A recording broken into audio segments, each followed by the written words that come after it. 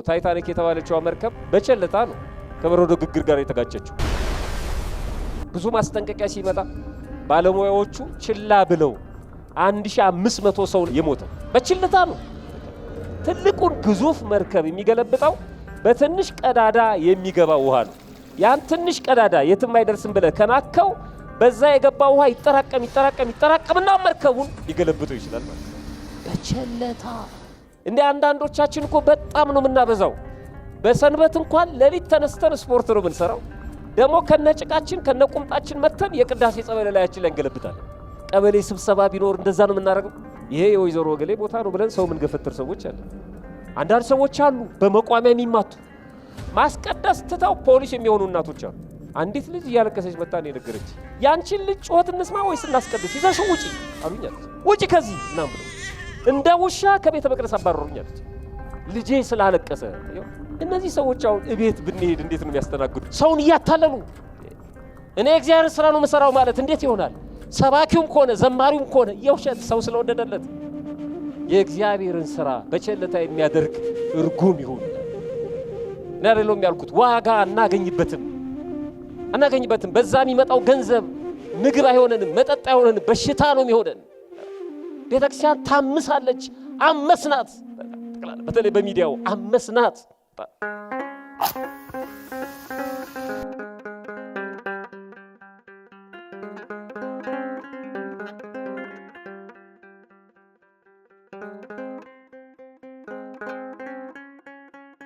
በስመ አብ ወወልድ ወመንፈስ ቅዱስ አሃዱ አምላክ አሜን።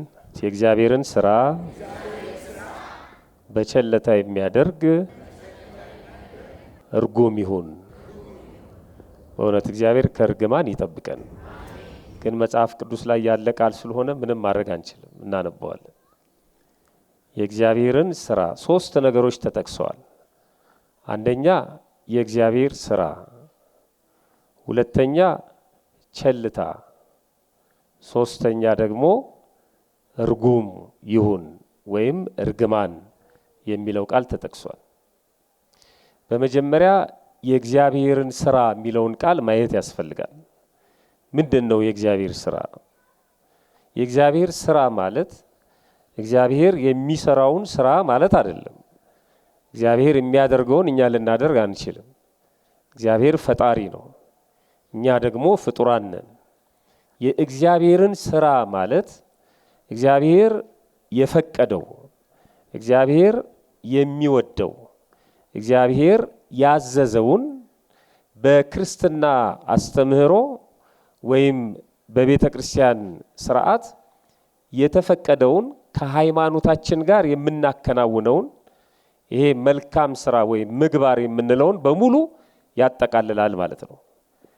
የእግዚአብሔር ስራ ስንል እግዚአብሔር የሚወደው፣ የእግዚአብሔር ስራ ስንል እግዚአብሔር የፈቀደው፣ ይልቁንም እግዚአብሔር ዋጋ የሚከፍልበት ማለት ነው። ሰርተን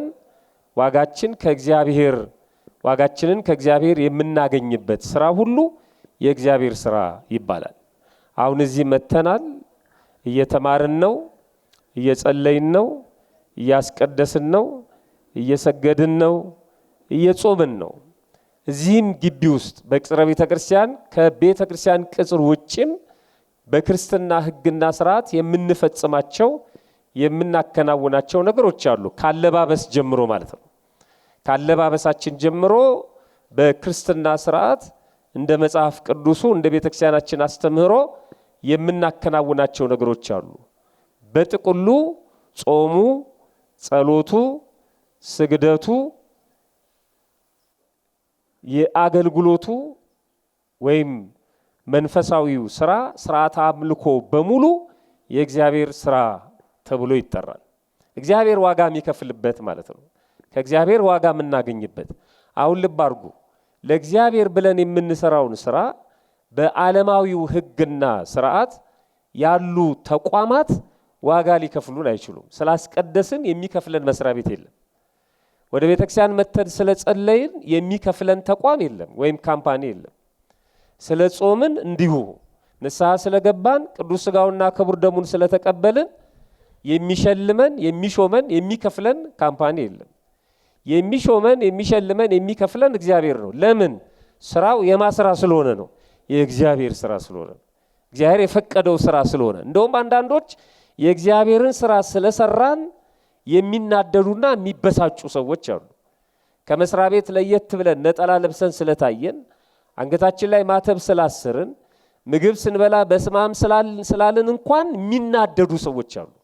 ስራችንን አክብረን እየሰራን ሰፍረው ቆጥረው የሰጡንን ስራ በአግባቡ እየከወንን ግን ስለኛ አለባበስ፣ ስለኛ ማተብ፣ ስለኛ ክርስትና የሚቆጫቸውና በመስሪያ ቤቱ ህግና ደንብ አስታከው ደሞዛችንን ለመንካት ማዕረጋችንን ለመሽረፍ የሚሞክሩ ሰዎች አሉ። እንደውም ያበሳጫል ነው። በዓለም የሚከፈል ክፍያ የለም እና አንዳንድ ሰዎች ወደ ልባቸው ካልተመለሱ እኔ በእግዚአብሔር ቤት ተገኝቼ ወደ እግዚአብሔር ቤት ሄጄ እግዚአብሔር የሚወደውን ስራ ሰርቼ ይሄን ያህል ዓመት ቆይቼ ምን አገኘው ብለው የሚበሳጩ ሰዎች አሉ።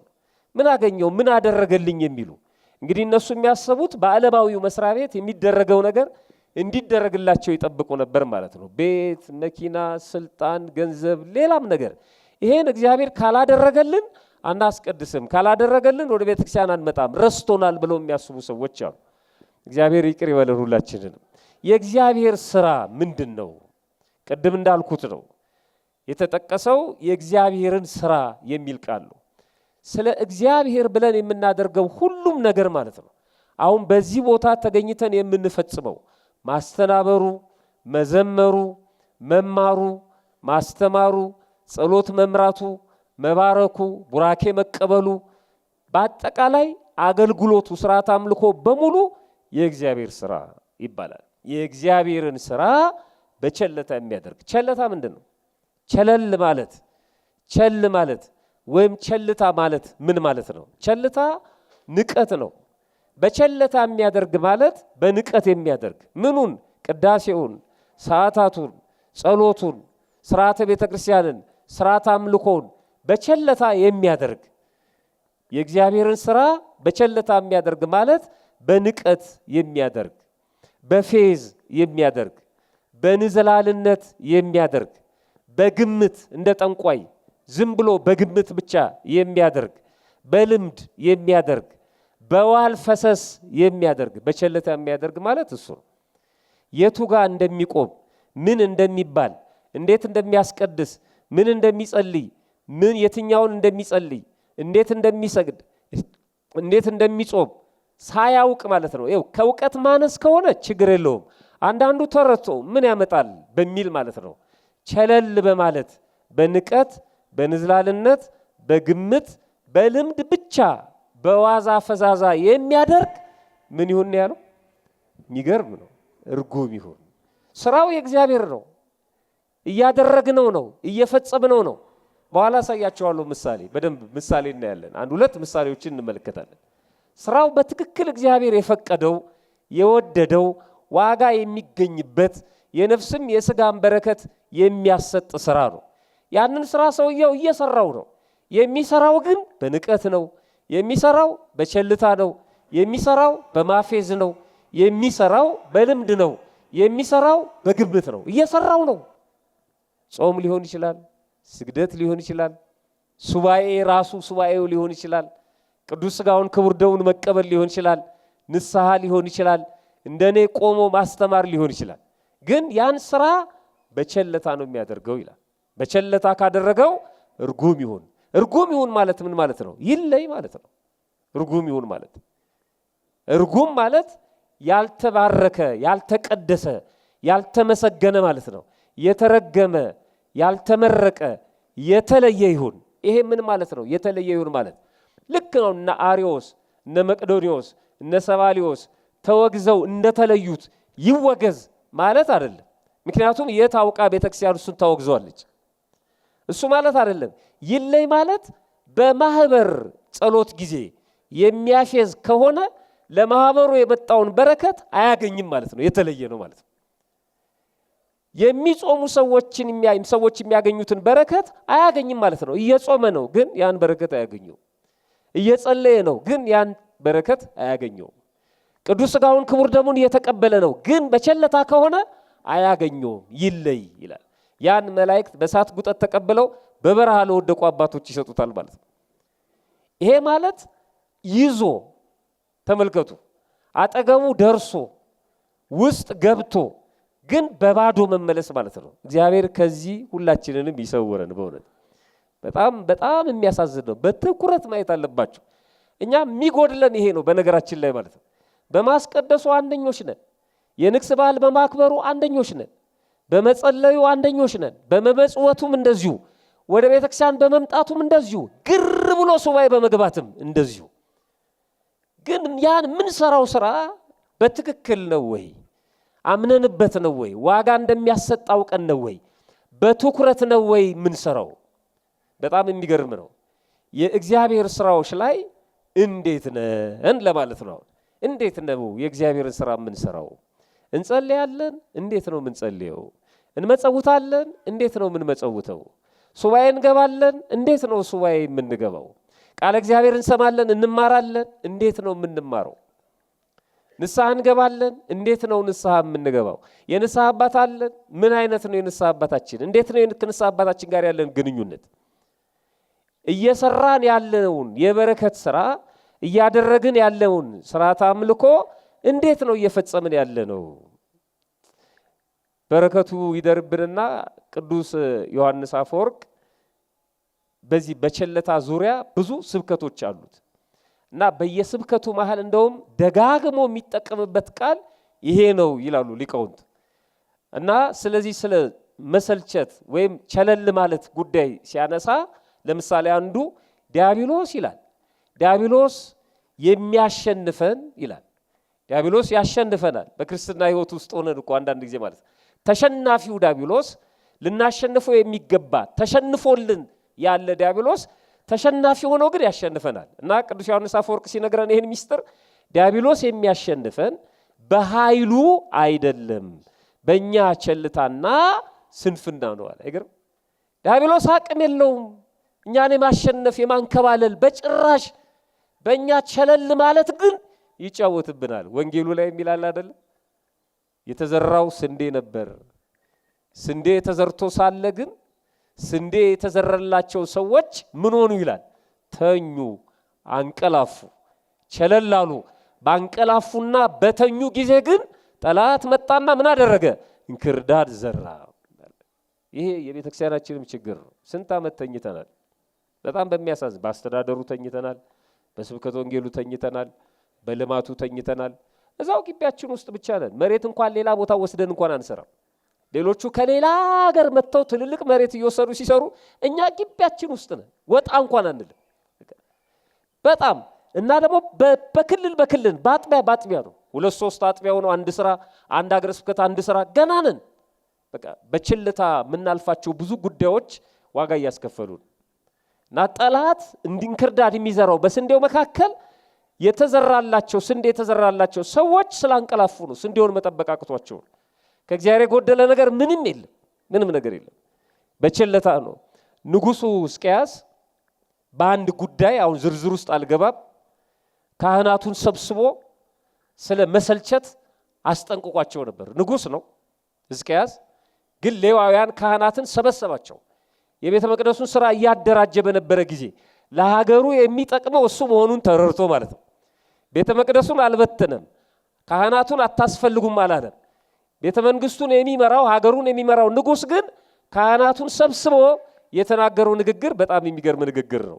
ሁለተኛ ዜና መዋዕል ምዕራፍ 29 ላይ ሄዳችሁ ስታነቡ ከቁጥር 4 ጀምሮ ንጉሱ ሕዝቅያስ እንዲህ ይላል፣ ካህናቱንና ሌዋውያንንም አስመጣ ይላል። አስጠራቸው በክብር። ለራሱ ጥቅም አይደለም ያስመጣቸው፣ የሱን አመለካከት ሊጭንባቸው አይደለም፣ ወይ ከመስመር ሊያስወጣቸው አይደለም፣ ወይ ደግሞ ይሄንን ስራቸውን አቁሙ ለማለት አይደለም። የሚጠቅመው ነው ዋሽቷል እሱ።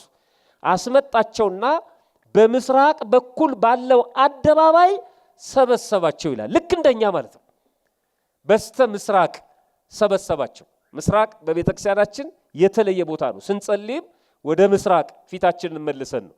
ክርስቶስ የሚመጣው ከምስራቅ ነው፣ ያረገውም በምስራቅ ነው። ወደ ምስራቅ ተመልከቱ ትለናለች ቤተ ክርስቲያን በቅዳሴ ጊዜ ማለት ነው። ስለዚህ በምስራቅ በኩል ሰበሰባቸው። ከዛ በኋላ እንዲህ አላቸው ይላል፣ ሌዋውያን ሆይ፣ ሌዋውያን ካህናት ሆይ ስሙኝ፣ ተቀደሱ፣ ተለዩ። ከዚህ ሕዝብ ጣዖት ከሚያመልከው በኑፋቄ በጥርጥር ካለው በክህደት ካለው ተለዩ፣ ተቀደሱ። የአባቶቻችሁም አምላክ እግዚአብሔር የእግዚአብሔርን ቤት ቀድሱ። ራሳችሁ ተለዩ፣ ቤተ መቅደሱንም ለዩ፣ አክብሩ። ራሳችሁንም መቅደሱንም አክብሩ። የአባቶቻችሁን አምላክ የእግዚአብሔርን ቤተ መቅደስ ቀድሱ አለና እርኩሱን ነገር ሁሉ ከመቅደሱ አስወግዱ አለ። ይቀጥላል፣ ብዙ ነው፣ ግን የምፈልገው ነጥብ ላይ ከቁጥር 5 ተነስቼ ዘልዬ ቁጥር 11 ላይ ነው የምመጣው። ይሄን ካላቸው በኋላ ልጆቼ ሆይ አለ አቅርቦ ንጉሱ በፊቱ ትቆሙ ታገለግሉት ዘንድ አገልጋዮችም ትሆኑ ዘንድ በእግዚአብሔር ፊት ማለት ነው። በፊቱ ትቆሙ ታገለግሉትም ዘንድ አገልጋዮችም ትሆኑት ዘንድ እግዚአብሔር መርጧችኋልና ቸል አትበሉ አለ። ምን አትበሉ አለ?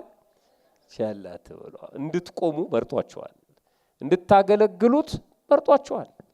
ህዝቡን ወደሱ የሱን ደግሞ ወደ ህዝቡ እንድታመጡ መርጧቸዋል። ስለዚህ በፊቱ የምትቆሙ ናቸው፣ ቸል እንዳትሉ አለ። ቸል እንዳትሉ ካህናቱን እንኳን አንገብጋቢ ጉዳይ ስለሆነ ማለት ነው። ወደ ታች ሲወርድ ደግሞ ብዙ ችግሮች ስላሉ ቅዱስ ዮሐንስ አፈወርቅ ከሚለው ደግሞ አንድ ልጨምር። እንደዚህ ይላል፣ ትንንሽ ኃጢአቶችን ቸል አትበል ይላል። የኃጢአት ትንሽ የለውም፣ ግን ደግሞ አንዳንድ ጊዜ ትንንሽ የሚመስሉን አሉ። ለምሳሌ ቤተ መቅደስ ውስጥ ፌስቡክ ማየት ለአንድ ሰው ትንሽ ነው፣ በጣም ትንሽ ነው። የሆነ ነገር ደግሞ አየው ብሎ ደግሞ ከጎኑ ለሚያስቀድሰው ያሳያል። በጣም ትንሽ ነው። ይሄ ዝሙት አይደለም፣ ሰው መግደል አይደለም። በጣም የሚገርመው ሱባኤ መሃል ያው አንዳንዶች ሱባኤ ይዘው ቤታቸውን ጣራቸውና ግድግዳቸውን ነቅለው መምጣት ነው የሚያቅታቸው። ሁሉንም አምጥተውታል ሱባኤ ቦታ። እስቲ ሰርች አድርጉ ሱባኤ የያዙ ሰዎች ጋር የሚበላው መጥቷል፣ የሚተኙበት መጥቷል፣ ማቀዝቀዣው መጥቷል። በጣም የሚገርመኝ ዋይፋይ እንኳን ይዘው ይመጣሉ ሱባኤ ላይ ማለት። ስልኩ ይቀመጥ እያለን ዋይፋይ ነው ይዘው የሚመጡት እነሱ። በቃ የቦታ ለውጥ ነው ማለት ነው። ትንንሽ ነው የሚመስለን ይሄ። ቅዱስ ዮሐንስ አፈወርቅ ትንሽ ኃጢአትን ቸል አትበል፣ ብዙ ጊዜ ታላላቅ ኃጢአቶች የሚጀመሩት በትንንሽ ቸልታዎች ነው አለ። አይገርም? በትንንሽ ቸልታ። ይሄ የዓለም አቀፍ ታሪክ ነው። ታይታኒክ የተባለችው መርከብ ፊልም የተሰራባት ማለት ነው። የፊልሙ አይደለም፣ እውነተኛዋ መርከብ በቸልታ ነው ከበረዶ ግግር ጋር የተጋጨችው። ብዙ ማስጠንቀቂያ ሲመጣ ባለሙያዎቹ ችላ ብለው 1500 ሰው ነው የሞተው። በችልታ ነው። ራሳቸው ለሰሩት እንኳን መገዛት አቁቷቸው ማለት ነው። ቸለል ብለው ትልቁን ግዙፍ መርከብ የሚገለብጠው በትንሽ ቀዳዳ የሚገባ ውሃ ነው። ያን ትንሽ ቀዳዳ የትም አይደርስም ብለህ ከናከው በዛ የገባ ውሃ ይጠራቀምና መርከቡን ሊገለብጠው ይችላል ማለት ነው። በቸልታ የምናልፋቸው ብዙ ጉዳዮች አሉ። ቸል ማለት ደግሞ በጣም ከባዱ ይኸው ህይወታችንን አይደለም የእግዚአብሔርን ስራ እንኳን በቸልታ ነው የሚያደርጉት ሰዎች። ሻይ ያማሰለ ጸሎት የሚያደርግ ሰው የለም? ቁርስ ቀርቦለት ሻዩን ያማሰለ አባታችሁ በሰማያት የምትኖር ስምህ ይቀደስ መንግስትህ ትምጣ ቋቋ እያደረገ ማለት ጸሎት እየጸለየ ነው። ይሄ የእግዚአብሔር ስራ ነው። ጸሎት ማለት ሰው ከማጋ የሚነጋገርበት ነው። እና ከእግዚአብሔር ጋር ሻይ ያማሰልክ ነው የምትነጋገረው? ከረባት እያሰርክ ነው የምትነጋገረው ከእግዚአብሔር ጋር? የለንም ጊዜ እግዚአብሔር የምናናግርበት። ሬዲዮ እየሰማን ነው የምናናግረው እግዚአብሔር።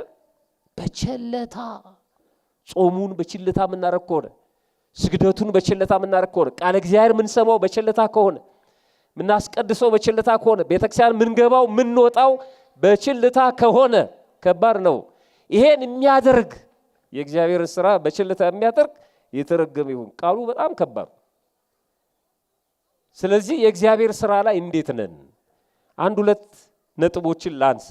ለምሳሌ ጸሎት ላይ እንጸልያለን። አሁን እዚህ የሚነገረው ጉባኤ ተዘጋጅቶ የሚነገረን እኮ የሆነ ክፍተታችንን ይሞላል ተብሎ ነው። ስብከተ ወንጌሉ ሰብካጎ የሚደክመው ትንሽ ክፍተት ካለ እሱን እንዲደፍኑ ነው። መምህራን ከሩቅ ቦታ እየመጡ የሚያስተምሩት፣ ዘማሪያንም ይዘምሩት። ልክ ይሄ እንደምንጠቀምበት ስልክ ቻርጁን ሲጨርስ ዜሮ እንደሚሆነው እንደዛ እንዳንሆን ቻርጅ እየተደረግን ነው። እንደው ጊዜ አጥፍተን ብቻ የምንሄድ ከሆነ ከባድ። ለካ ይሄ ይጎድለኝ ነበር ማለት መቻል አለብን። እግዚአብሔር ጉድለታችንን ያሳየን በእውነት በደንብ አድርጎ። አንዳንዱ ለሰው ስለሚማር ነው ይወላችሁ፣ ለሰው ይማራል። አንዳንድ ሰባኪያን የሆነ ነገር ሲናገሩ እቺ ስብከት ለገሌ ነበረች ምን አልመጥቶ በተማረ የለም ይላሉ። አልመጣም እሱ ነበር መስማት ያለበት የሚሉ ሰዎች አሉ። ለሌላ ሰው የሚማሩ ሰዎች አሉ። እኛን አይመለከተንም የሚሉ አይደለም። የእግዚአብሔር ቃል ሁሉንም ነው የሚመለከተው፣ ተናጋሪውንም ነው። በሁለት ወገን የተሳለ ሰይፍ የሚለው እሱን ነው። ለሰሚውም ለሚናገረውም ስለሚሆን ነው የእግዚአብሔር ቃል ማለት ነው። ሰሚውም ተናጋሪውንም ነው፣ አያልፍም የእግዚአብሔር ቃል። እና ጸሎት ላይ እንዴት ነን? የመጀመሪያው ጸሎት እንጸልያለን ወይ? የመጀመሪያው ለራሳችሁ ነው መልስ የምትመልሱት። ጸሎት ትጸልያላችሁ? ጸሎት የማትጸልዩ ከሆነ በጣም በሚያሳዝን መልኩ ከእግዚአብሔር ጋር መነጋገር አቆማችኋል ማለት ነው። ከእግዚአብሔር ጋር መነጋገር ካቆማችሁ ደግሞ ወላጅ የሌለውን ልጅ ሌላው እንደፈለገ እንደሚጫወትበት የዲያብሎስ መጫወቻ ሆነናል ማለት ነው። ማር ይስሐቅ ምን ይላል? አባት ከልጁ ጋር ወይም ልጅ ከአባቱ ጋር እንደሚጨዋወተው አንተም ከአባት ከእግዚአብሔር ጋር በጸሎት ተጨዋወት ይላል። አናግረው እግዚአብሔርን በጸሎት ይላል። ደግሞ ከዚህ ቀን የተለየ ከዚህ ቀን የበለጠ ጊዜ የለም። የተለየ ወቅት ነው ይህ ወቅት። አብዝተን የምንጸልይበት ቤተክርስቲያን ከ24 ሰዓት ውስጥ ጥቂት ሰዓት ብቻ የሚዘጋበት ማለት ነው። በሌሊትም በቀንም ከሰማያውያኑ ከምድራውያኑ ጋር አንድ ላይ የሚያመሰግኑበት፣ እመቤታችንን ነይ እያሉ የሚማጸኑበት፣ ነይ ችግራችንን ፍቺ፣ ነይ የሀገራችንን ቋጠሮ ፍቺው፣ ነይ ባክሽን ወደ ልባችን ነይ ብለው የሚማጸኑበት ማለት ነው። በቸልታ የማይደረግ ከሆነ እጅግ በጣም ትልቅ ውጤት ያለው ጸሎት ነው። ስለዚህ ሁሉም ሰው አብዝቶ የሚጸልይበት፣ አብዝቶ ቃል እግዚአብሔር የሚሰማበት፣ አብዝቶ ወደ ቤተክርስቲያን የሚመጣበት፣ አብዝቶ የሚጾምበት፣ አብዝቶ ትሁት እና ታዛዥ የሚሆንበት። ስለዚህ የመጀመሪያው ጸሎት እንጸልያለን ወይ? አንድ አዎ ካልን ምን አይነት ጸሎት ነው የምንጸልየው? የተለመደ የማይቋረጥ ምንም ቢመጣ ምን ማለት ነው? ለምሳሌ አንድ ሰው የማያቋርጣቸው የተለመደ የሚያደርጋቸው ነገሮች አሉ፣ የማይተዋቸው ማለት ነው አይደለ? ይበላል፣ ይተኛል፣ ያርፋል፣ ይለብሳል፣ ራቁቱን አይወጣም አይምሮ ካልተነካ በስተቀር ምንም ከሌለው እንኳን የተቀደደችዋንም ቢሆን እላዩ ላይ ጥሎ ያችን ቀዳዳ ልብሱን እንኳን ለብሶ ነው የሚወጣው። አይንተውም፣ ይሄን እንተነፍሳለን። ጸሎትም ልክ እንደሱ ነው፣ ማይቋረጥ የራሳችን መደበኛ ጸሎት አለን። መደበኛ ያለን ሰዎች እድለኞች ነን። የሌለን ሰዎች ግን እስከ መቼ ነው የምንጠብቀው? መደበኛ ጸሎት ጠዋት ሊሆን ይችላል፣ ማታ ሊሆን ይችላል። ብዙ ጊዜ የሚመረጠው ጠዋት ነው። ተግባረ ስጋችንን ከመፈጸማችን በፊት በጠዋት ተነስተን ከእግዚአብሔር ጋር የመነጋገር ልምድ ሊኖረን ይገባል። ምን አይነት ጸሎት ነው የምንጸልየው? እሺ ጥሩ የጸሎት ህይወት ስንጀምር ከምን እንጀምር? የመጀመሪያው ከዘወትር ጸሎት ጀምሮ የዕለት ውዳሴ ማርያምና የድስዋ መላእክት የሚለው ነው የመጀመሪያው ለአንድ ጀማሪ ሰው ማለት ነው። ከዛ በኋላ እየጨመረ ይሄዳል። ምንድነው መጨመር ያለበት? የንስሐ አባቱን የቤተክርስቲያን መምህራንን አይተው፣ ምክንያቱም ሐኪሞቹ እነሱ ናቸው። የሱን ሁኔታና በዙሪያው ያለውን ምንነት ተመልክተው ይጨምሩለታል ጸሎቱን ማለት ነው። ግን የዘወትር ጸሎት የማይቋረጥ የዕለት ውዳሴ ማርያም ሳንደግም በአማርኛም በግዕዝም አለ፣ በሌሎች ቋንቋዎችም ተዘጋጅቷል። የምንወጣ ከሆነ ከባድ ነው ከእግዚአብሔር ጋር ሳንነጋገር። እዛ ደቡብ አፍሪካ የሚባል ሀገር ሄጄ አንድ ወንድም ምናልባት ይሰማ ይሆናል ሚዲያ ስላለ ማለት ነው፣ እና ለምን ነው ማጸልየው ብዬ ስጠይቀው ምንም ጊዜ የለኝም እንጂ ብጸልይማ ደስ ይለኛል፣ ጊዜ የሚባል የለም፣ ያው እዚህ ሀገር ሩጫ ነው አለ። በጣም ጥሩ፣ እስኪ የአንድ ቀን ውሎህን ንገረኝ አልኩት። የአንድ ቀን ውሎህን ምን ማለት ነው አለ። ጠዋት ተነስተህ ምን ታደርጋለህ? ስንት ሰዓት ትነሳለህ? እንደተነሳ ምን ታደርጋለህ አልኩት። እኔ የሌሊት ተነሽ ነኝ አለ። ስንት ሰዓት ትነሳለህ? በቃ አረፍርኩ ካልኩ 11 ሰዓት ሌሊት እነሳለሁ አለ። ከዛ በኋላ አተኛም አልኩት። 11 ሰዓት ሌሊት እነሳለሁ። ከዛ መጀመሪያ ምን ታደርጋለህ? ስፖርት እሰራለሁ አለ። በቃ አለቀ። እዚህ ጋር ያበቃል ሁሉ ነገር ማለት ነው። አይ በቃ አሁን ስፖርት የሚከፈልበት አይደለም አይደል? ካልሰራህ አትበላም፣ ካልሰራህ አትኖርም አልተባለም። በፈቃዱ ነው፣ ከስራው ውጪ ነው ይሄ። ከዛ ስፖርት እሰራለሁ አለ። ከዛ ሻወር ወስዳለሁ አለ። ከዛ ቁርሴን እበላለሁ። ከዛ ወደ ስራ ሄዳለሁ። ስንት ሰዓት ነው ስራ የምትሄደው? 1 ሰዓት ተኩል። ሌሊት 11 ሰዓት ተነስቶ 12 ሰዓት 1 ሰዓት ከዛ በኋላ ደግሞ 30 ደቂቃ 1 ሰዓት ተኩል አለው በስፖርትና በመታጠብ ቢጨርሰው ማለት ነው። ከእግዚአብሔር ጋር ለመነጋገር ግን ስንት ደቂቃ ይበቃናል? በጣም ይገርም፣ በጣም ይደንቀው። በቃ መቀነስ አለበት ከስፖርቱ ላይ ማላይ ቆመን ነው ማንን ምናመው? የሚያኖረን እኮ እግዚአብሔር ነው፣ ስፖርቱ አይደለም የሚያኖረን። እኔ ስፖርቱን እየነቀፍኩ አይደለም፣ ግን ከእግዚአብሔር አይበልጥማ። እንደ አንዳንዶቻችን እኮ በጣም ነው የምናበዛው። በሰንበት እንኳን ሌሊት ተነስተን ስፖርት ነው የምንሰራው። ደግሞ ከነጭቃችን ከነቁምጣችን መተን የቅዳሴ ጸበል ላያችን ላይ እንገለብጣለን። በጣም ድፍረት እኮ ነው ይሄ። ሳናስቀድስ ያውም በመናመናችን መተን የቅዳሴ ጸበል ጠጥተን ላያችን ላይ ደፍተን ወደ ቤት ስለሄድን ክርስቲያን ይሆን ይመስለናል። ስላልከለከለችን ነው ቤተክርስቲያን። ዝም ብለን ገብተን ከነ ስፖርት ልብሳችን ገብተን ማለት ነው። ግብዣ ቢሆን እንዲህ ነው የምናደርገው፣ ጥሪ ቢሆን እንዲህ ነው የምናደርገው፣ ቀበሌ ስብሰባ ቢኖር እንደዛ ነው የምናደርገው፣ ብፌ ቢኖር እንደዛ ነው የምናደርገው። ይሄ የእግዚአብሔር ቤት አይደለም፣ የእግዚአብሔር መቅደስ አይደለም። ከበር ተሳልመን አንሄድም። ከፈራን መሳለም አለብን ካልን ድፍረታችን በጣም ደፋሮች ነን። በቸለታ ማለት ይሄ ነው የእግዚአብሔር ስራ በቸለታ የሚያደርግ ያለ ስርዓት ዝም ብሎ በግምት እንደ ጠንቋይ የሚሰራ ሳያውቅ ካልሆነ በስተቀር። ሳያውቅ ከሆነማ ሳያውቁ የሚያደርጉት ጸሎት አላቸው፣ የማያውቁትን ያደርጋሉና ምን በላቸው ብሏል። እሱ ችግር የለውም። እያወቅን አረ እያወቅን አንዳንዶቻችን ሰንበት ተማሪዎች ነን፣ አንዳንዶቻችን የጽዋ ማህበር አባላት ነን፣ አንዳንዶቻችን ቅርብ ነን፣ አረ አንዳንዶቻችንም ሰባኪያን ነን። ምንም የማይመስለን በችለታ የእግዚአብሔር ስራ ለማድረግ እንሞክር። በጣም ከባድ ነው። አንድ እንጸልያለን ወይ? ሁለት ምን አይነት ጸሎት ነው የምንጸልየው? ሶስት እስከ ስንት ሰዓት? አንዳንድ ሰው በጣም ብዙ የጸሎት መጽሐፍቶች ይኖሩታል፣ ወይም ትልቅ የጸሎት መጽሐፍ። አንዳንድ ሰው ይሄን ጸልይ ሲለው ይይዛል፣ ይሄንንም ጸልይ ሲለው ይይዛል። ዝም ብለው አንዳንዶቹ ደግሞ በየጠበሉ የሚያገኛቸው አሉ የሚያዙ። እንዴት አይነት ጥሩ መጽሐፍ መሰለ፣ እንትንንም ድገመው እንትንንም ጸልየው ይሉታል፣ ይይዛል። ሰራተኛ ነው። በፊት ጥሩ የጸሎት ህይወት ነበረው። አሁን ግን ጸሎቱን ሲጨማምረው የሥራ ሰዓቱ እየረፈደበት ይቸገራል። ስለዚህ ወደ ምን ይመጣል ማለት ነው? ወደ መሰልቸት ይመጣል። እና የጸሎት መጽሐፉን ይገልጥና የቀረውን ገጽ አይቶ ይላል፣ በውስጡ ሐሞቱ ይፈሳል ማለት ነው። ከእግዚአብሔር ጋር መነጋገሩን ይረሳዋል። አየው፣ መኪናም ከአቅም በላይ ከተጫነ ባሌስትራ ይሰብራል እንደሚባለው ማለት ነው። ዝም ብለን ላያችን ላይ መጫን አይደለም የሚስማማነን። ከዛ ሌላውን ግን በወር ለምሳሌ የቅዱስ ሚካኤልን ድርሳን በየቀኑ አንደግምም። ድርሳን የማንበብ ልምድ ካለን በወር ነው። የተክለ ሃይማኖትን ገድል በወር ነው። ቅዱሳንን በወር ገድላቸውን ድርሳናቸውን በወሩ ልናደርግ እንችላለን፣ መደበኛ የማይቋረጥ።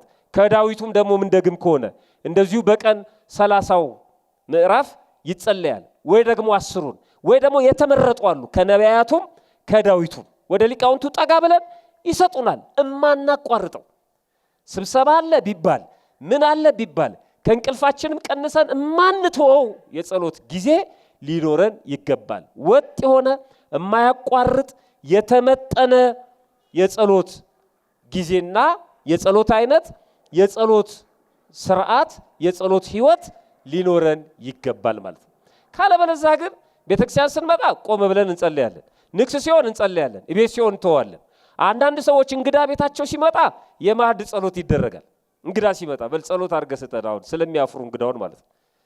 እንግዳው ከሌለስ ዝም ብለው ነው የሚበሉት፣ መጨረሻ ስብሐትም ባይሉ። አየው፣ ይሄ የክርስቲያን ቤት አይደለም። በቃ ሁሌ መቋረጥ የለበትም። ማዕድ ላይ ጸሎት ማድረግ አለብን፣ ከማዕዱ በኋላም ጸሎት ማድረግ አለብን። የኛ ቤት እግዚአብሔር የሚጠራበት የሚመሰገንበት መሆን አለበት። ስንነሳም እናማትባለን፣ ስንወጣም እናማትባለን፣ ምግባችን ስንመገብም እናማትባለን። አንዳንዶች ሴቶች እንዴት ይባርካሉ ይላል። እንዴ ምግቧን ባርካ እንድትበላ ተፈቅዶላታል። ባርካ መስጠት ነው ያልተፈቀደላት። ለሱ ወንድም አልተፈቀደለትም፣ ካህን ብቻ ነው። እግዚአብሔር ይባርክ ማለት አትችልም። የተሰጣትን ማዕድ ግን ባርካ በስመ አብ ወወልድ ወመንፈስ ቅዱስ ብላ መብላት ትችላለች። ይሄ ክህነትን አይጠይቅም። አይ ንጹህ ሳልሆን ይላሉ አንዳንዶቹ። ከዚህ ጋር አይገናኝም፣ ከንጽህና ጋር አይገናኝም፣ ከሴቶች ልማድ ጋር አይገናኝም። ጸሎት መባረክ፣ የጸሎት መጽሐፍ መያዝ፣ ማንበብ፣ የእግዚአብሔርን ስም መጥራት በጭራሽ ከዚህ ጋር አይገናኝም በፍጹም። የጸሎት ጊዜያችንን ማሰብ አለብን። ቅዳሴ እናስቀድሳለን። ቅዳሴ የምናስቀድስ ሰዎች ጥሩ ነው። የማናስቀድስ ሰዎች ለምን ነው የማናስቀድሰው? በሳምንት አንድ ቀን እናጣለን ለቅዳሴ። ቅድም ነግራችኋለሁ እኮ ቻርጅ የምንደረግበት ነው። መንፈሳዊ ህይወታችን የሚያድግበት ደግሞ ስናስቀድስስ በቸለታ ነው። ከተጀመረ በኋላ እንመጣለን፣ የሆነ ቦታ እንቀመጣለን፣ ስልካችንን እናያለን፣ የሚባለውና እንሰማውም፣ ከሆነ ሰው ጋር እናወራለን፣ ቅዳሴው ሳያልቅ እንሄዳለን፣ አልቆ እንኳን ዝም ብለን እንሄዳለን። አንዳንዱ ደግሞ አሁን በዚህ በተከሳት ቅዳሴ በተለይ ይመጣል በፌስታል ነጠላውን ይዞ፣ አሁን ፌስታል እንኳን ተከልክሏል፣ በሆነ ነገር ነጠላውን ይዞ ይመጣል። ቀጥታ ቤተክርስቲያን ውስጥ ይገባል። መቅደስ ይገባና እዛ ነው ላስቲኩን ምናምኑን ቦርሳውን ይከፍታል። የቆመበት ቦታ ላይ ነጠላውን አራግፎ ይለብሳል። መቅደስ ውስጥ ገብቶ እስኪ እናንተ ወደ ድግስ ቤት ተጠርታችሁ የድግስ ልብሳችሁን ይዛችሁ እዛው ብፌው አጠገብ ነው ልብስ የምትቀይሩት? እዛው ሰርግ ቤት ውስጥ ነው ልብስ የምትቀይሩት? ለብሰን ተዘጋጅተን አንገባም እንዴ? ከነቁምጣችን ከነምናምናችን ገብተን እዛ ምን ለብሰው ማን ያስተማረን ይሄንን? ደግሞ ቅዳሴው ያልቃል። ቅዳሴው ካለቀ በኋላ ማጠፍ የሚጀምረው እዛው መቅደስ ውስጥ ነው። ነጠላውን እዛው አጥፎ በኮቱ በጃኬቱ ይወጣል ከቤተክርስቲያን ውስጥ። በጣም ነውር ነው። እያደረግነው ነው የምናረገው፣ ግን በቸለታ ነው። አዩ በቸለታ የሚያደርግ ደግሞ ዋጋ አያገኝም ማለት የእግዚአብሔር ስራ። በቸለታ የሚያደርግ በፍርሃት ነው ማድረግ ያለብን፣ በማክበር ነው ማድረግ ያለብን፣ በትህትና ነው ማድረግ ያለብን። ያን ጊዜ የነበረውን ጉድለት ራሱ ይሞላዋል። ስንፈራው እግዚአብሔር፣ ስናከብረው ያከብረናል አምላካችን። ወደሱ ስንመለስ ወደኛ ይመለሳል። ቅዳሴው እንዴት ነው የምናስቀድሰው? አንዳንዶቻችን በቦታ እንጣላለን ቅዳሴ ላይ።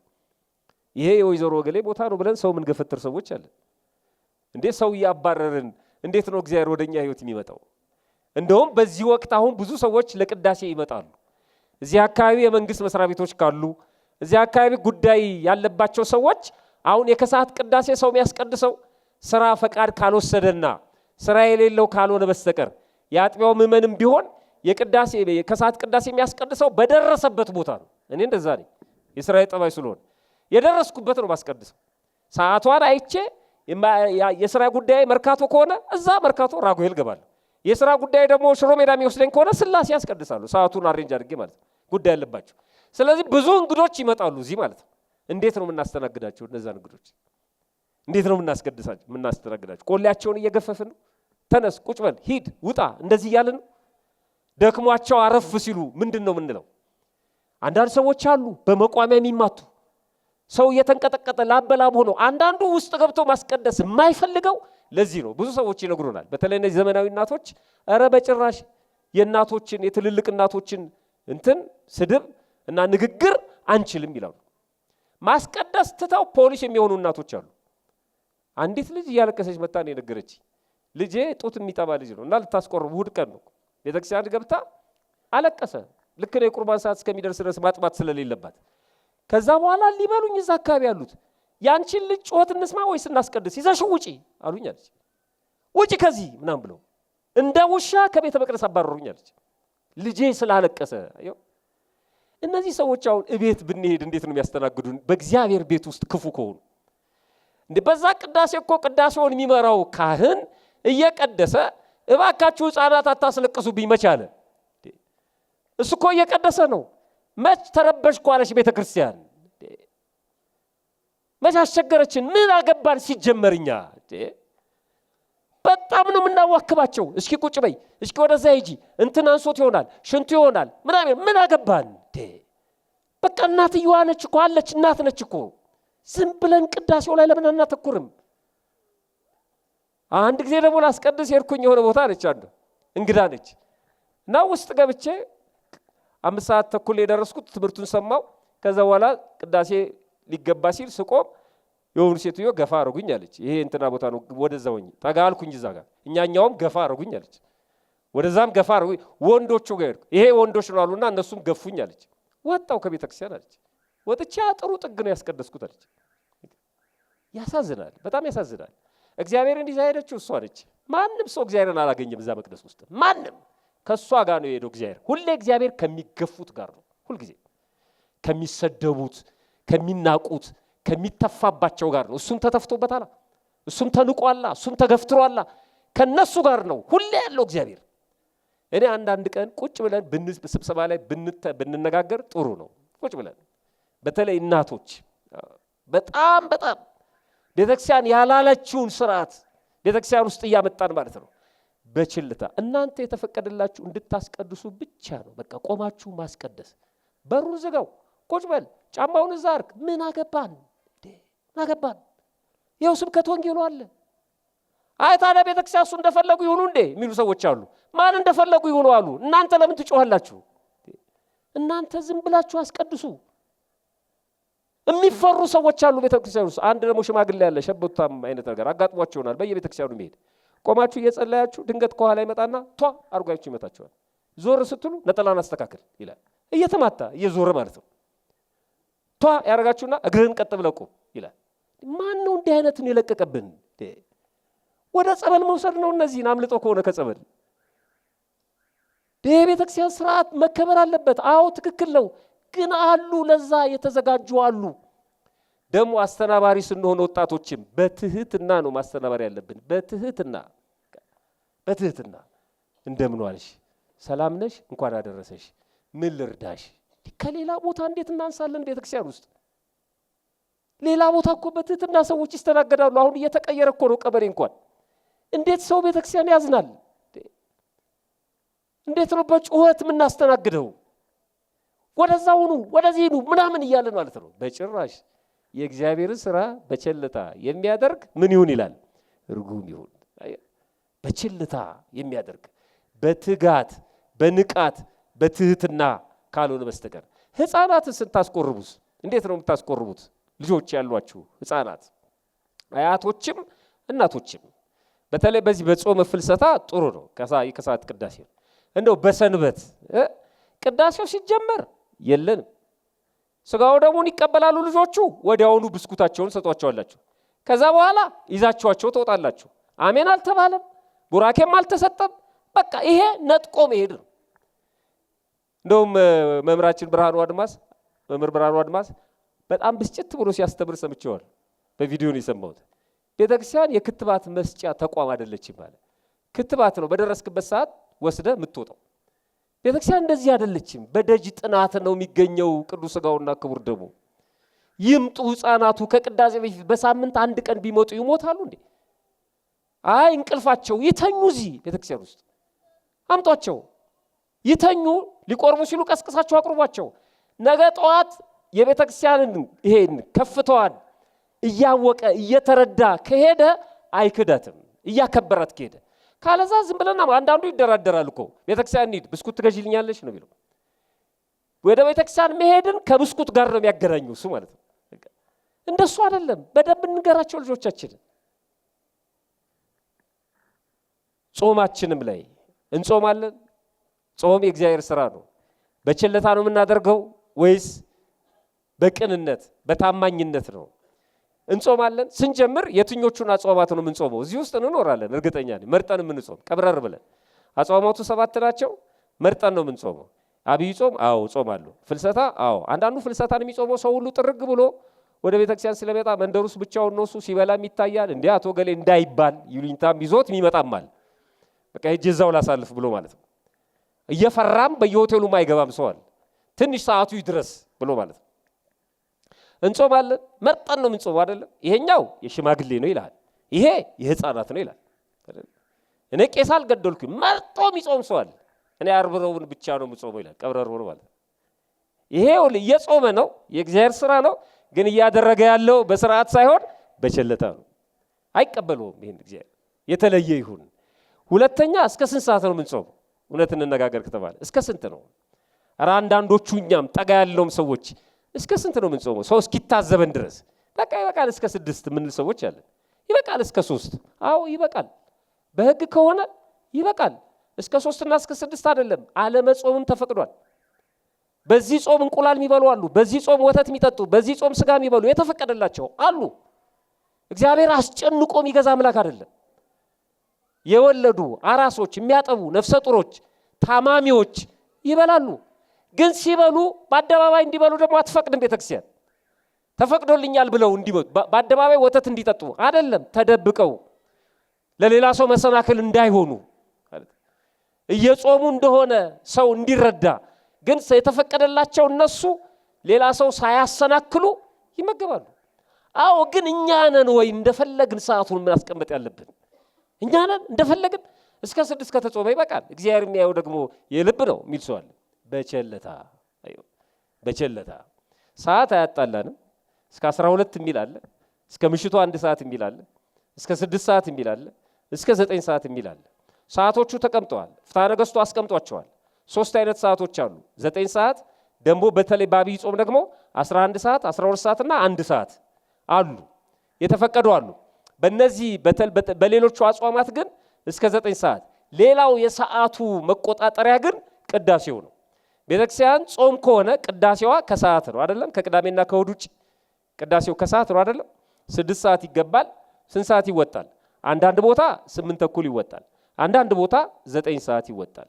አንዳንድ ቦታ ደግሞ 10 ሰዓት ይወጣል። እነሱ የሚቀድሱት ሌላ 8 ሰዓት ሌላ 11 ሰዓት ሌላ ቅዳሴ ተቀድሶ አይደለም። በንባብ በዜማ የሚባለውን በንባብ ወይ ደግሞ ቀድመው ገብተው ሰዓቱ ያው ነው፣ ቅዳሴው ያው ነው። ግን ደግሞ አንዳንዶቹ አሁን ለምሳሌ ድሬዳዋ በነበርኩ ጊዜ ነው 6 ሰዓት ይገባል። ከስራ ወጥተው ሰራተኞቹ ያስቀድሳሉ ተብሎ ስለሚታሰብ 6 ሰዓት 8 ሰዓት አሜን ይባላል። 8 ሰዓት ቢፈልግ ወደ ስራው ይሄዳል፣ ቢፈልግ ደግሞ ወደ ቤቱ ሊሄድ ይችላል። 8 ሰዓት ሙቀትም ስለሆነ ማለት ነው። ዞሮ ግን በጾም ጊዜ እስከ ስንት ሰዓት ነው የምጾመው ለሚል ሰው የሚፈታው ጥያቄው የሚፈታለት የቅዳሴው መውጫ ነው። የአንድ አጥቢያ ምእመን ለምሳሌ የዚህ ቦሌ የቅዱስ ሚካኤል ቤተክርስቲያን አጥቢያ ምእመናን እስከ ስንት ሰዓት ነው የምንጾመው ብላችሁ ከጠየቃችሁ ቅዳሴ ስንት ሰዓት ነው የሚወጣው እዚህ እሱን ሰዓት ማወቅ ነው። ቅዳሴ የሚወጣው 9 ሰዓት ከሆነ ጾሙ እስከ ስንት ሰዓት ነው ማለት ነው? እስከ 9 ነው። ቅዳሴ ከተወጣ በኋላ በቃ ለቃለች ቤተክርስቲያን። ስጋው ደግሞ የተቀበለ ሰው አፉን ስለሚያብስ ማለት ነው። ከዛ በኋላ ግን እቆያለሁ የሚል ሰው ይችላል፣ በራሱ ፈቃድ ማለት ነው ይችላል። ሌላውን ሳይነቅፍ፣ ሌላውን ሳይተች፣ አየው ሌላውን ሳይሳደብ። አሁን ቅዳሴ መሆኑ ነው ይላል አንዳንድ ሰው ይጾማል። አሁን ጾም መሆኑ ነው ይሄ እስከ 1 ሰዓት ነው እንጂ ይላል። አሁን እንጀራ እየተበላ ደግሞ ጾም አለ እኛ ስናውቅ በጥራጥሬ ነው ይላል። መብቱ ነው በጥራጥሬ መጾም፣ ግን እንጀራ የሚበላውን መንቀፍ የለበትም። ይሄ ነው በቸልታ ማድረግ ማለት ነው። የእግዚአብሔር ስራ ትክክል ነው። በዚህች ግን በፍልሰታ ጥራጥሬ እየተመገቡ ጥሬ ያውም በውሃ የተዘፈዘፈ ያ እሳት ያላየው። አንዳንዶቹ ጨው ያስገቡበታል በብዛት ውሃ ጥሙን መከራውን እንዲችሉት ማለት ነው፣ ውሃ እንዲጠማቸው ብለው። አንዳንዶቹ ደግሞ ጨው የሌለው ምንም እህል እንዳይላቸው ማለት ነው፣ እንዲሁ ለቁመተ ስጋ ያህል ይመገቡታል። አይታችኋል? ለፍልሰታ ጊዜ እዚህ ያሉ እናቶች ሽምብራ የሚያድሉ አሉ አይደለም? አዎ አሉ። አሁን ክፋቱ ግን አንድ ሰው ሽምብራም ተቀብሎ እንደገና ሄዶም ደግሞ ዳቦም ይሰለፋል። ሄዶ እንደገና ዳቤም ይቀበላል። ሄዶ እንደገና ንፍሮም ይቀበላል። እዛ ጋር ደግሞ የሆነ እንጀራ ካለ እሱንም ይቀበላል። 4-5 ቦታ ተሰልፎ የሚበላ ሰው አለ። እሱ በረከት አይደለም። ረሃብ ለማስታገስ ይቻላል። ቤት ሄደን ምንበላው ከሌለን እኔ እነሱ መንቀፊ አይደለም። ግን አንድ ሰው የ9 ሰው ድርሻ ይዞ ከሄደ ሌሎች 9ኙ ሲመጡ አልቋል ነው የሚባሉት ማለት ነው። በቃ እሱ ለበረከት ነው ቀምሰን። እሱ እኮ የእሱ ልምድ ነው። ያችን በልተው የሚያድሩ አሉ። ያችን በረከት ለማግኘት ነው በቸለታ የሚያደርግ። የምንሰጠውም አውደ ምሕረት ድረስ መተን ልክ ቆራቢዎቹ ልክ ከቤተ መቅደሱ እንደወጡ በሩ ላይ በፌስታል ይዘው የሚሰጡ አሉ። በጭራሽ ክልክል ነው፣ በፍጹም ክልክል ነው።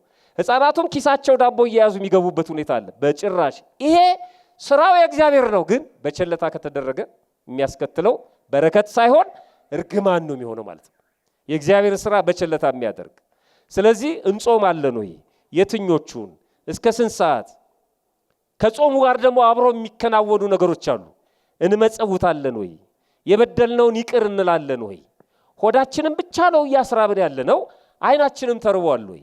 እውነታውን የሶሻል ሚዲያ አጠቃቀማችን አሁን በጾም ጊዜ ቀንሷል ጨምሯል ወይስ ያው ነው? አይናችን እየጾመ ነው? ጆሮአችን እየጾመ ነው? እጃችን እየጾመ ነው? እግራችን እየጾመ ነው? አንደበታችን እየጾመ ነው? ሆዳችን ብቻ ከጾመ ምን ዋጋ አለው? ቀሲስ መንግስቱ የተባሉ መምህር ሆዳችንን ብቻ የምናስርብ ከሆነና አጠራቅመን ምንበላ ከሆነ ይሄንንም ጾም የሀገሬም ጅብ ይጾመዋል አሉ። ጅብ ሙሉ ቀን ዋሻ ውስጥ ይገባል፣ ማታ ያገኘውን ይበላል። ይሄ ጾም አይደለም። ይሄ ቆይቶ መመገብ ነው የሚባለው። ጾም ራስን ማድከም ነው አይደለ? የታለ የደከመው? አይናችን መች ደከመ? መጥፎ ነገር ከማየት መች ተከለከለ? ጆሮአችን መጥፎ ነገር ከመስማት መች ተከለከለ? ካለበለዛ በቸለታ እያደረግነው ነው ማለት ነው። በቸለታ እያደረግነው ነው። አሁን ሱባኤ ነው፣ አሁን ጾም ነው። ከሁሉም ነገር መከልከል ባይቻል እንኳን በተወሰነ ደረጃ አይናችን፣ ጆሮአችን፣ እጃችን፣ እግራችን አሁንም ሰበር ዜና እያለን ሰው የሚያባላ ነገር ነው የምንጽፈው ሶሻል ሚዲያ ላይ። አሁንም ላይክና ሼር የምናደርገው የሚያደባድብ ነገር ነው። እንደየጾምን እንዴት ይሆናል? በቸለታ ነው የምናደርገው ማለት ነው። በዚህ በኦሪት ዘፍጥረት ምዕራፍ 4 ቁጥር 3 ጀምራችሁ ስታነቡ የአቤልና የቃየል ታሪክ አለ። አንድ ሁለት ምሳሌዎችን አስቀምጬ ትምህርት ይላጠቃል።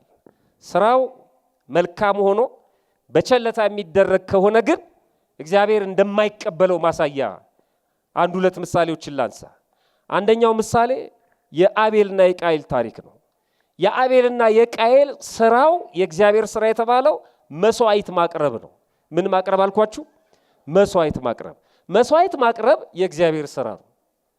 እግዚአብሔር የሚወደው ስራ ማለት ነው። እግዚአብሔር የፈቀደው የሚደሰትበት። ይኸው በቤተ መቅደስ መስዋዕት ይቀርባል። ራሱ ክርስቶስ መስዋዕት ነው። ጧፉ፣ ዕጣኑ፣ ዘቢቡ መስዋዕት ነው።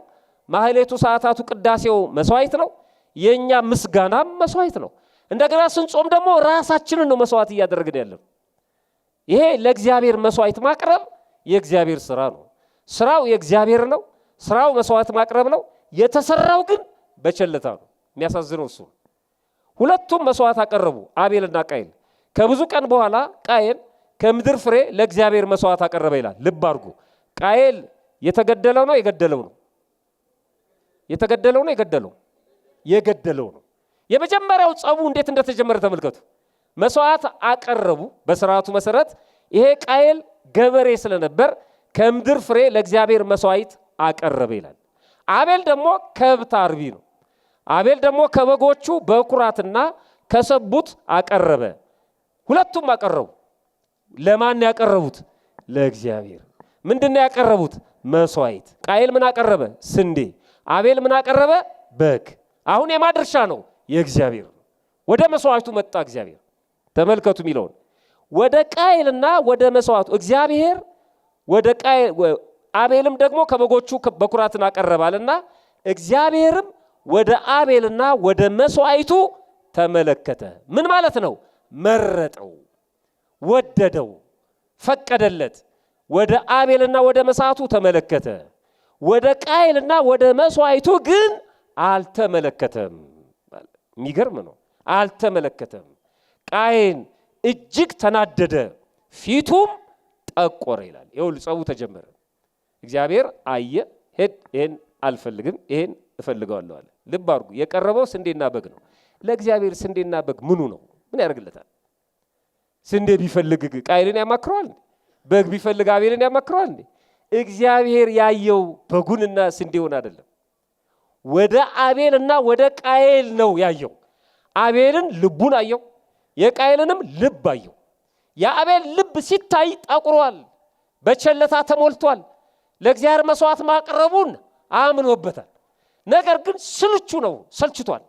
ማቅረብ አለበት፣ ግን በፌዝ በንቀት ነው ያቀረበው። ምን አደረገ? እግዚአብሔር እንደሆነ አይበላው አለና እንክርዳዱንም ገለባውንም ምናምኑንም አፋፍሶ ስንዴ ብሎ አቀረበ። ዛሬ ሸቅጠው እንደሚሸጡልን ነጋዴዎች ማለት ነው። ቀላቅሎ አቀረበው።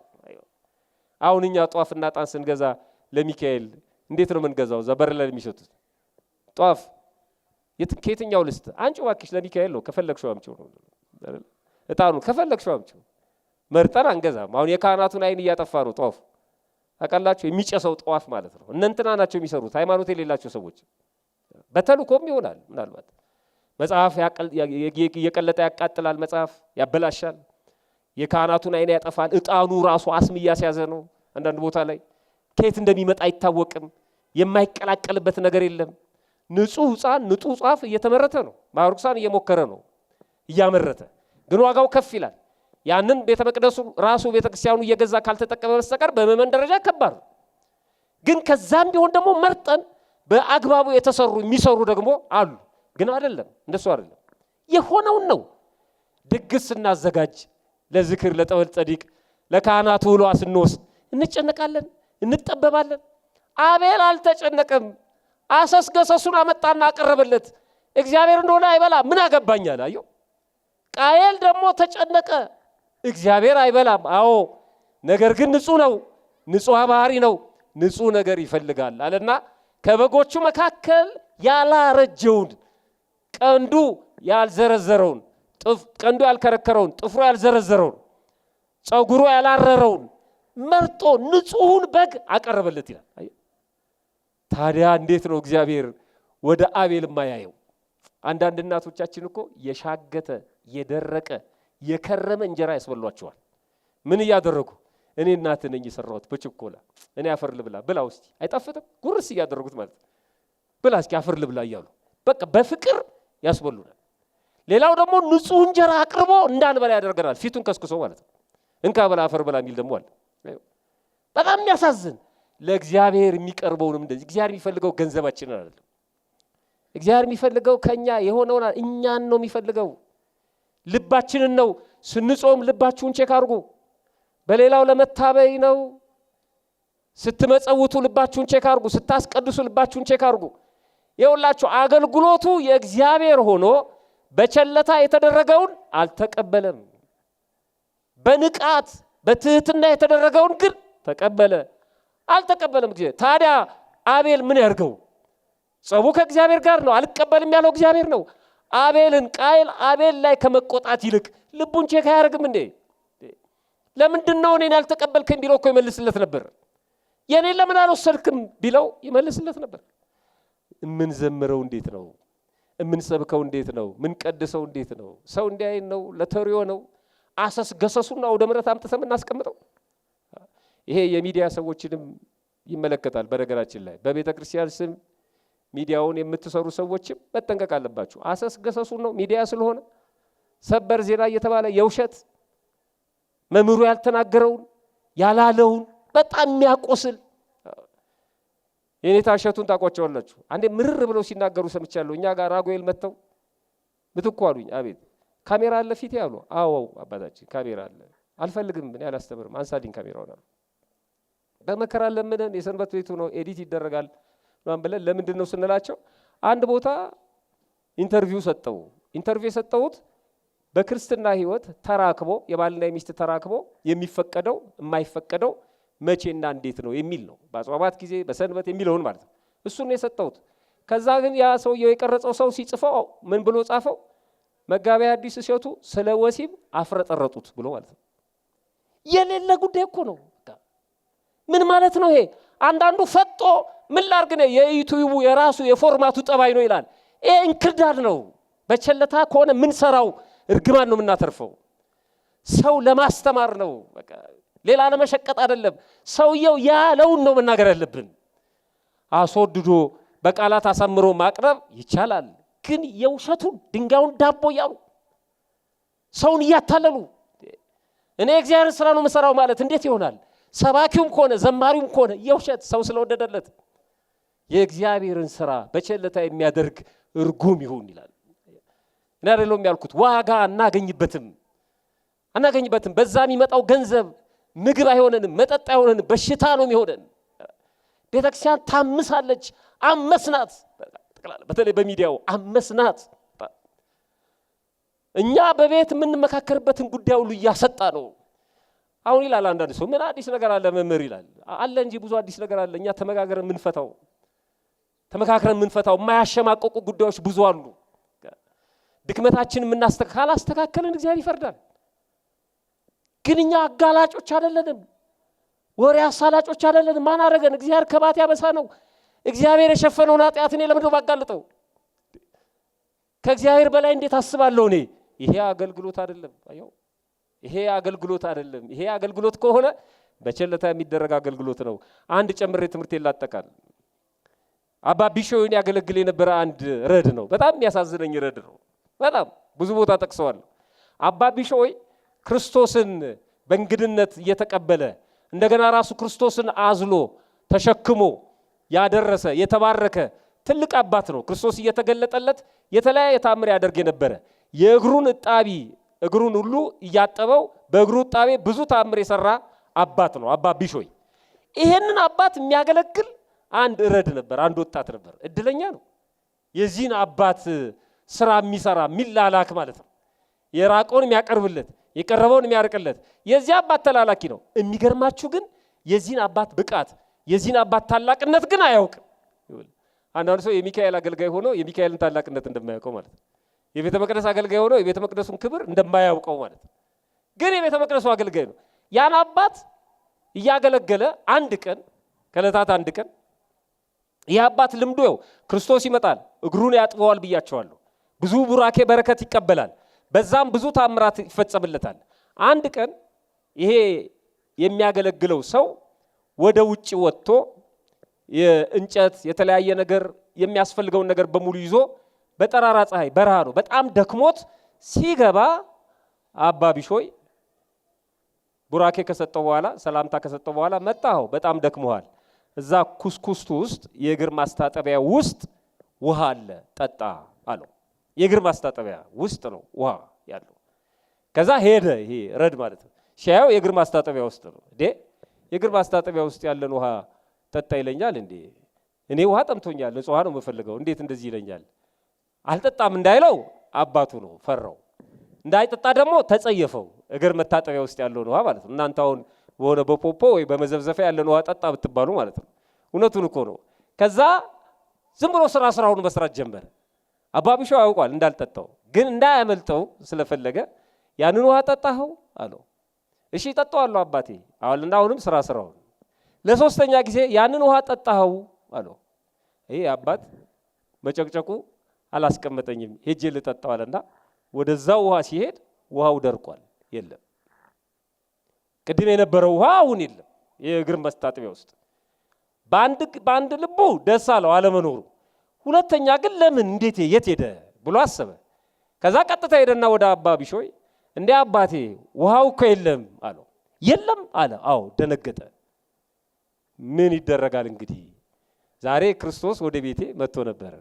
እግሩን አጥቤው ያን የእግሩን እጣቢ እኔ የተወሰነውን ተጠቅሜ ለአንተ ትቼልህ ነበር አለው። አዮ አበደ።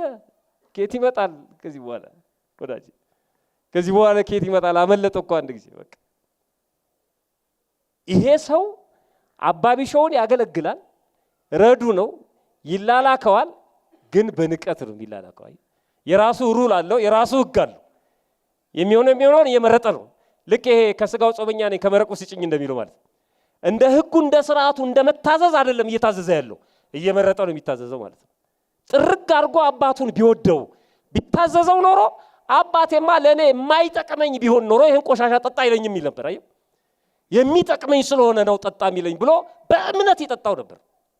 እንደዚህ ነን ብዙዎቻችን። እንሰራዋለን እኮ ስራውን፣ ቤተክርስቲያን እኮ እንገኛለን፣ እንጾማለን፣ ጾሙንም እናስቀድሳለን፣ ግን በችልታ ነው ወይ የምናደርገው ነው በቃ።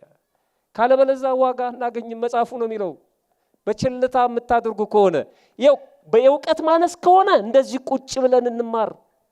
መምራን ይመጣሉ፣ ርዕሰ ጉዳይ ይሰጣቸዋል፣ እንማር። ስለ ቅዳሴም እንማር፣ ስለ ጸሎትም እንማር፣ ስለ ቁርባንም እንማር፣ ያልገባንን እንጠይቅ። ከዛ በተማርነው መሰረት እናድርግ። ትምህርቱን ከበድ ካረጉት ደግሞ ይሄ ከባድ ነው፣ የኔ ስራ ደግሞ ይሄ ነው፣ ይሄንንስ እንዴት ላድርገው ብሎ ጠጋ ብሎ ደግሞ መጠየቅ። ይሄማ እንደዚህ ነው በቃ። ምክንያቱም ራሱ እግዚአብሔር ሸክሜ ቀሊል ነው ብሏል፣ ቀንበሬ ልዝብ ነው። ህግ ስርዓት ቢሆንም ግን አይከብዳችሁም ብሏል። ያቀሉታል አባቶቻችን። በህጉና በስርዓቱ ለመፈጸም እንሞክር። የእግዚአብሔርን ስራ እንስራ፣ ግን በቸለታ ሳይሆን መስራት ያለብን በህጉና በስርዓቱ በቅንነት በታማኝነት እንስራ። ፈጣሪያችን በቸርነቱ ሰምቶ ከመጥፋት ያድነን፣ ይቆየን።